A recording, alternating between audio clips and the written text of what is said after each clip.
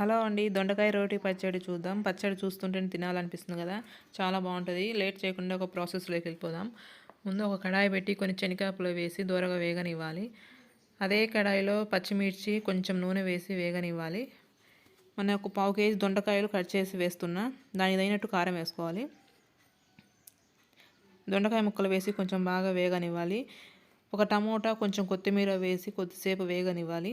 ఇప్పుడు ఒక half tea spoon పసుపు వేసి కొంచెం ఒక్క నిమిషం అట్లా వేగనిచ్చి ఆపేసేయాలి. ఇప్పుడు వేయించుకున్న శనగకాయ పూలు వేసి బాగా మెత్తగా పొడి చేయాలి. తగినంత ఉప్పు వేసుకొని ఇప్పుడు 4 వెల్లుల్లి రెబ్బలు వేసి కచ్చాపచ్చా దంచాలి. ఇప్పుడు వేయించుకున్న పచ్చిమిర్చి వేసుకొని కొంచెం దంచుకోవాలి. ఇప్పుడు కొంచెం చింతపండు వేసుకోవాలి. ఇప్పుడు వేయించి పెట్టిన దొండకాయ ముక్కలు వేసి కచ్చాపచ్చా దంచాలి. మరీ మెత్తగా అవసరం లేదండి, కొంచెం కచ్చాపచ్చగా దంచుకుంటేనే బాగుంటుంది రోటి పచ్చడి. పచ్చడి అయిపోయింది. ఇప్పుడు తీసి ఒక గిన్నెలో వేసుకొని దీన్ని తాలింపు వేసుకోవాలి.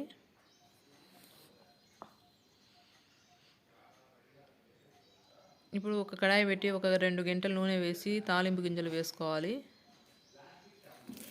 2 ఎండుమిర్చి కొంచెం కరివేపాకు వేసి వేగనిచ్చి పచ్చట్లో కలుపుకోవాలి. అంతేనండి, దొండకాయ రోటి పచ్చడి రెడీ అయింది. ఈ వీడియో కింద నచ్చితే లైక్ చేయండి, సబ్స్క్రైబ్ చేయండి. కొత్త వాళ్ళు ఎవరన్నా చూస్తుంటే సబ్స్క్రైబ్ చేయండి. ఒక చిన్న లైక్ ఇచ్చిపోండి.